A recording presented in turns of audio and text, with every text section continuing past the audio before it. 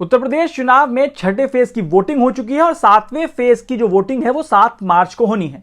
इन दोनों फेज में पूर्वी यूपी की 111 विधानसभा सीट आती है और मुख्यमंत्री योगी आदित्यनाथ की सीट गोरखपुर सदर और प्रधानमंत्री नरेंद्र मोदी की लोकसभा सीट वाराणसी की 5 विधानसभा सीट इसी में शामिल है।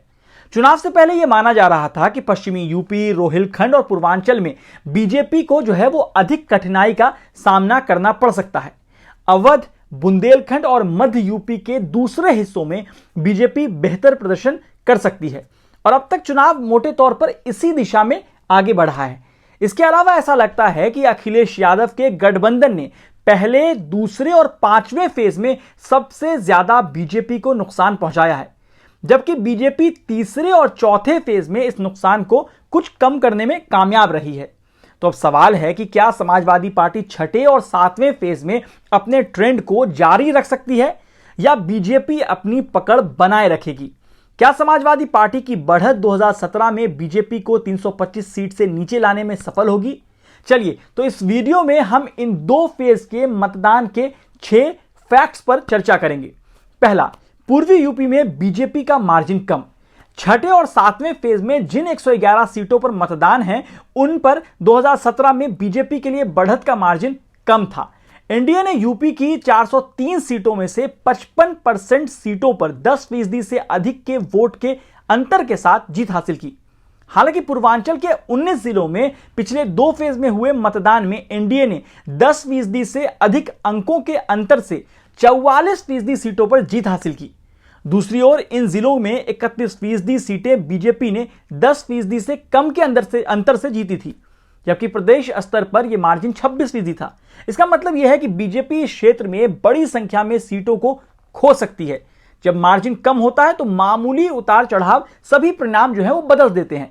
महाराजगंज, वाराणसी, मिर्जापुर और कुछ हद तक सोनभद्र, गोरखपुर, कुशीनगर और सिद्धार्थनगर जैसे जिलों में बीजेपी अभी भी बढ़त में है।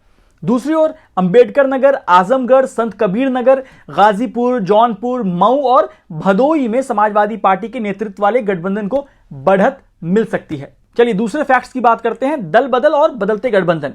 इस क्षेत्र में प्रमुख जाति समूह का प्रतिनिधित्व करने वाले नेताओं ने बीजेपी को छोड़ दिया। बीएसपी से स्वामी प्रसाद मौर्य बीजेपी में आए।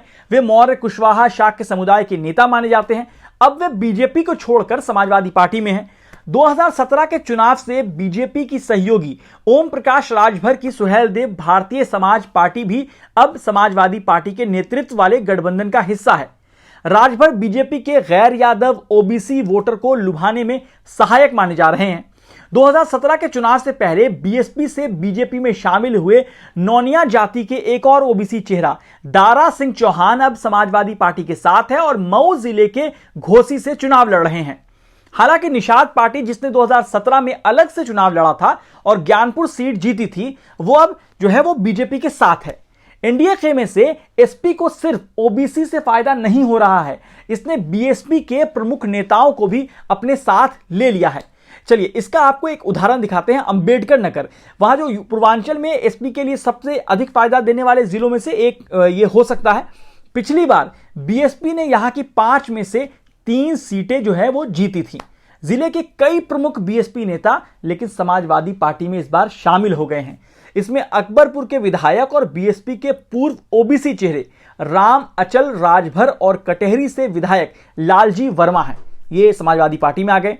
साथ ही बीएसपी से एसपी में शामिल होने के बाद दलित नेता त्रिभुवन दत्त अलापुर सीट से चुनाव लड़ रहे हैं। अंबेडकर नगर से बीएसपी सांसद रितेश पांडे के पिता राकेश पांडे भी समाजवादी पार्टी में शामिल हो गए हैं और जलालपुर सीट से चुनाव लड़ रहे हैं। मऊ का प्रभावशाली अंसारी परिवार भी, मुख्तार अंसारी का जो परिवार है वो बीएसपी से एसपी में शिफ्ट हो गया है। जो अब तीसरा जो फैक्ट है उस पर बात करते हैं कि सवाल है कि क्या राजभर और मौर्य गैर यादव ओबीसी को समाजवादी पार्टी की ओर ट्रांसफर कर सकते हैं? जैसा कि पहले बताया गया है कि एसपी में शामिल होने वाले कई नेता अपने पारंपरिक मुस्लिम यादव वोटर से अलग अपने समुदाय के वोट दिला सकते हैं। अखिलेश यादव की सोशल इंजीनियरिंग की असल जो एग्जामिनेशन है इन्हीं 2 फेज में है। तो सवाल है कि क्या स्वामी प्रसाद मौर्य गठबंधन के लिए कुशवाहा वोट दिलवा सकते हैं? क्या राजभर, मौर्य, दारा सिंह चौहान और कृष्ण पटेल अपने अपने समुदायों से वैसे ही वोट दिला सकते हैं जैसा कि जयंत चौधरी के राष्ट्रीय लोकदल ने पश्चिमी यूपी के जाटों के बीच किया है? यह आसान नहीं होगा। कृषि कानूनों के खिलाफ किसान आंदोलन से बीजेपी विरोधी माहौल के साथ साथ गन्ना किसानों के भुगतान के कारण का जो गुस्सा था, उसे आरएलडी को फायदा होता दिख रहा है। लेकिन पूर्वी यूपी के गैर यादव ओबीसी के लिए ये जो है स्थितियां नहीं हैं। हालांकि बढ़ती कीमतों और नौकरियों की कमी के कारण वोटर में एक निराशा है, वो दिख रहा है बहुत सारी जगह पर। कुल मिलाकर जमीनी रिपोर्ट से पता चलता है कि जो गैर यादव ओबीसी का एसपी में ट्रांसफर जो वोट है वो बहुत ज्यादा नहीं है, बल्कि कुछ हद तक हो सकता है। तो जो चौथा फैक्ट है इसकी हम बात कर रहे हैं वो है बीएसपी से पलायन। बीएसपी के लिए आखिरी के 2 फेज काफी इंपॉर्टेंट हैं। 2017 के विधानसभा चुनाव में बीएसपी की 19 में से जो 11 सीटें इन्हीं इलाकों से आई थी। हालांकि दुर्भाग्य से बीएसपी के 11 में से 9 विधायक या तो खुद पार्टी से दूर चले गए या उन्हें निकाल दिया गया, या उनके परिवार के सदस्य जो हैं वो दूसरी पार्टियों में चले गए हैं।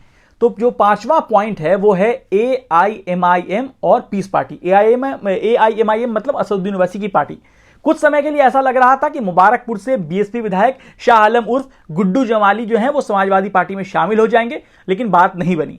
वो अब एआईएमआईएम के टिकट पर चुनाव लड़ रहे हैं और उन्हें पार्टी के सबसे अच्छे उम्मीदवारों में से एक माना जा रहा है। पार्टी के लिए एक और जिताऊ उम्मीदवार हैं उतरौला से डॉक्टर अब्दुल मन्नान जो है वो बलरामपुर जिले के एक सम्मानित डॉक्टर हैं। कम पैसों में गरीब मरीजों का जो है वो इलाज करते हैं और वो पीस पार्टी से एआईएमआईएम में शामिल हुए हैं, मतलब असदुद्दीन ओवैसी की पार्टी में वो शामिल हुए हैं। पीस पार्टी के जो अध्यक्ष हैं डॉक्टर अयूब भी संत कबीर नगर जिले के खलीलाबाद से चुनाव लड़ रहे हैं। उन्होंने 2012 में ये सीट जीती थी। हालांकि एआईएमआईएम और पीस पार्टी दोनों को कई मुश्किलों का सामना करना पड़ रहा है। जो मुस्लिम मतदाताओं का एक बड़ा वर्ग है वो समाजवादी पार्टी के नेतृत्व वाले गठबंधन को समर्थन करना है, ऐसा मतलब एक मैसेजिंग है, ऐसी भावना है। छठा और आखिरी जो हमारा पॉइंट है वो ये है वाराणसी में कांग्रेस की संभावनाएं और उसका मिशन।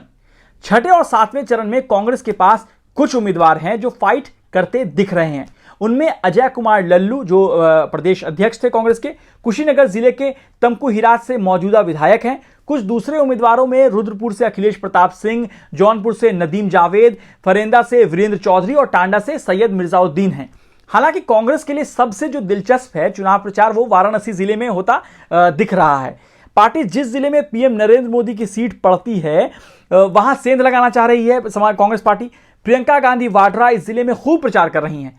पार्टी की उम्मीद 2 प्रमुख स्वर्ण चेहरों पर टिकी है। वाराणसी के पूर्व सांसद राजेश मिश्रा जो वाराणसी छावनी से चुनाव लड़ रहे हैं, और दूसरा चेहरा है अजय राय। छठे और 7वें चरण में कुल 111 सीट हैं, जिसमें से फिलहाल 84 एनडीए के पास है, 13 समाजवादी पार्टी के पास, 11 बीएसपी के पास। तो बाकी खबरों के लिए आप जुड़ रहिए द क्विंट और क्विंट हिंदी के साथ।